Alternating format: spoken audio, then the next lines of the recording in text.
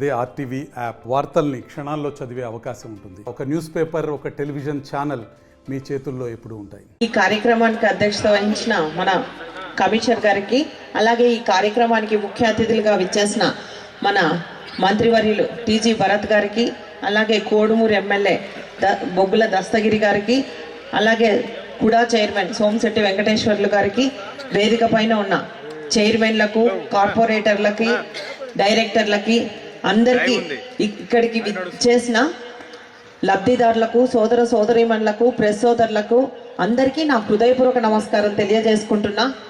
ఈరోజు ఎంతో శుభదినం. ఎందుకంటే ప్రతి ఒక్కరూ ఇల్లు కట్టుకోవాలి అనే కోరిక, సొంతింటి కళ నెరవేరిన రోజు ఈరోజు. చాలా సంతోషంగా ఉంది. గతంలో చంద్రబాబు నాయుడు గారు 2014లో నవ్యాంధ్రప్రదేశ్కు మొట్టమొదటి ముఖ్యమంత్రిగా ఉన్నప్పుడు ఆయన ఈ టిడ్కో ఇండ్ల నిర్మాణము 2017లో మొదలు పెట్టడం జరిగింది. ఆ రోజు నుంచి ఈ రోజు వరకు చూడండి, ఇది ఒక పెద్ద కాలనీ లాగా దాదాపు 40,000 మంది ఇక్కడ నివాసం ఉండడానికి 10,000 గృహాలు ఇక్కడ ఏర్పాటు చేసుకోవడం అంటే ఆషామాషి విషయం కాదు. చాలా పెద్ద విషయంగా ఇది నేను పరిగణిస్తున్నా. అటువంటిది ఎన్నేళ్ల నుంచో ఎదురు చూస్తూ ఉన్నారు. ఎప్పుడా మనం కట్టిన పైసలకి మనకి ఇల్లు వచ్చేదిని ఎదురు చూస్తుంటే ఇప్పుడు ఆ కళ నెరవేరిన రోజు.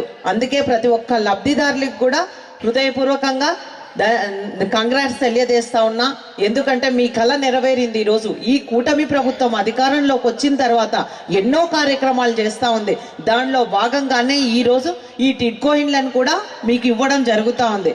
చూడండి, ఈరోజు 187 మంది లబ్ధిదారులకు మీకు ఇల్లు ఇవ్వడం జరుగుతుంది. గతంలో చూసాము, ఎంతసేపున్నా ఈ టిడ్కో ఇల్లు చంద్రబాబు నాయుడు గారు నిర్మించినారు.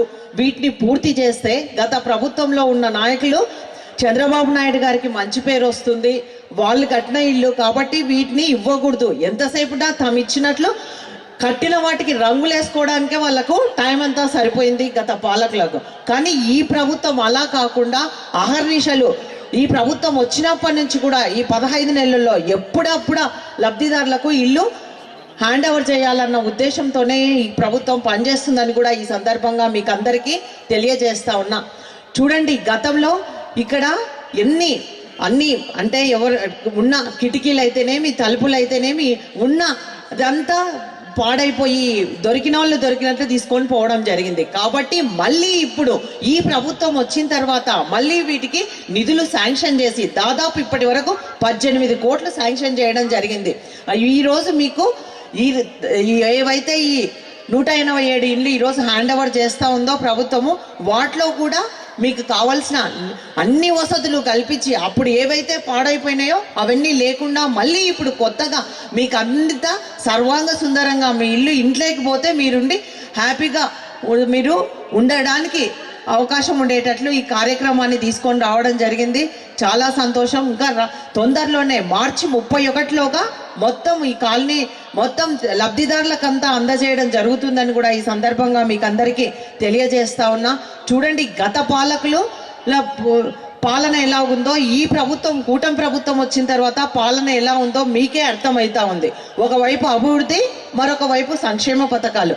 అంతేకాకుండా ముఖ్యంగా మన కర్నూలుకి మన మినిస్టర్ టీజీ భరత్ గారు ఇండస్ట్రియల్ మినిస్టర్ అయినందుకు మన ఓరోకల్లు మండలానికి ఎన్నో పరిశ్రమలు వస్తూ ఉన్నాయి.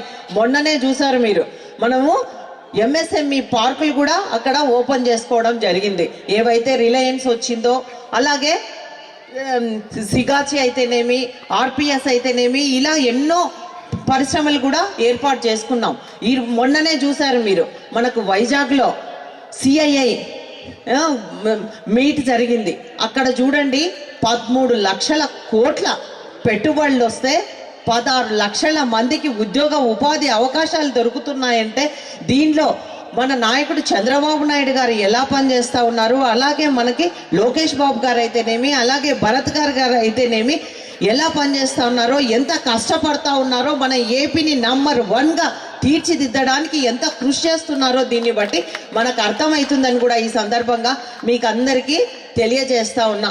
చూడండి, మరిన్ని వీడియోస్ కోసం ఛానల్ ని సబ్స్క్రైబ్ చేయండి, లేటెస్ట్ అప్డేట్స్ కోసం వాట్సాప్ ఛానల్ ని ఫాలో చేయండి, అండ్ లింక్ డిస్క్రిప్షన్ లో ఉంది.